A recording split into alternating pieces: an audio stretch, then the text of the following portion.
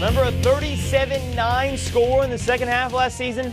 You can guarantee that Georgia does. Hey, how are you, folks? Jason Horowitz. Glad to be with you on the Toyota College Football Preview Show here on CBSSports.com. Breaking down the 12th-ranked Bulldogs and Tennessee. And let's not forget last year when an undefeated Georgia squad was up 24-14 at home at the half, lost 51-33 to the Volunteers. Mark Richt looking to change that around this season. And for more, we bring in Spencer Tillman from Houston, as we do every week. And you know, Spencer, it's almost better for Georgia to be on the road. The Bulldogs 23-3 on the road under Mark Richt against SEC teams, have won 3 straight at Neyland Stadium.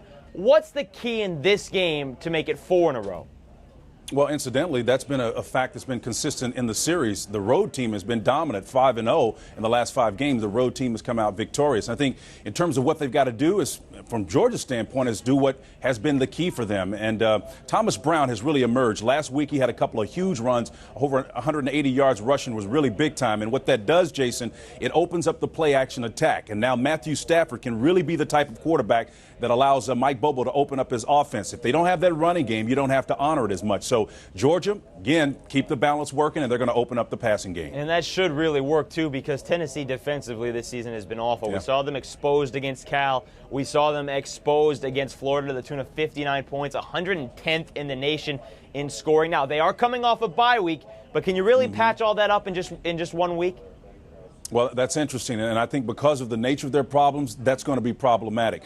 You need to run, you need to hit, you need to engage in order to correct the problems on defense that Tennessee has. I mean, John Chavis is an excellent coach, no question about it, but a week off is beneficial when you have a ton of injuries that you're trying to recover from. That's not necessarily the case. They need to learn how to stop the run, and that's going to be a problem because, as we just pointed out, Georgia's running the ball extremely well, and so that's going to be an issue for them. On the flip side of that, though, is the fact that Georgia defensively has been worse stopping the run than they have against the pass. And we know how good of a season Eric Ainge is having. We know he's going to need to put up points in this game. But because of the fact that Georgia has given up yards on the ground, what kind of role does Arian Foster, LaMarcus Coker, what do they play in this game?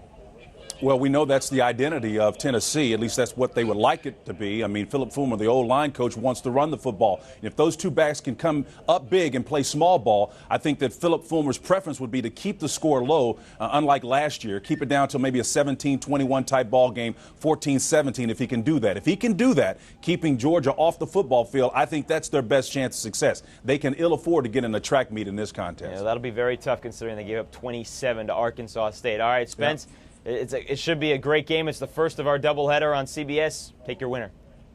Well, the road team is going to continue the streak. I think Georgia's too strong, and it's going to be difficult because Tennessee now, and Philip Fulmer the last 3 years, 8-10 in SEC play. They cannot afford to lose this one. Yeah, very true. Spence, I agree with you. I think Georgia will win this one on the road as well. We will see you on the TIAA CREF College Football today on 3 o'clock on CBS on Saturday. We'll see you then.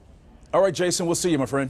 Folks, both these teams already have a loss in the SEC, both to SEC East teams, so a second loss would make it very difficult to get to the SEC title game on December 1st. The two kick it off at 3:30 p.m. Eastern on CBS, and for more on this game or any other in Week 6 of the college football season, be sure to stay with CBSSports.com and watch everything else on the CBS Audience Network. For Spencer Tillman, I'm Jason Horowitz. Take care.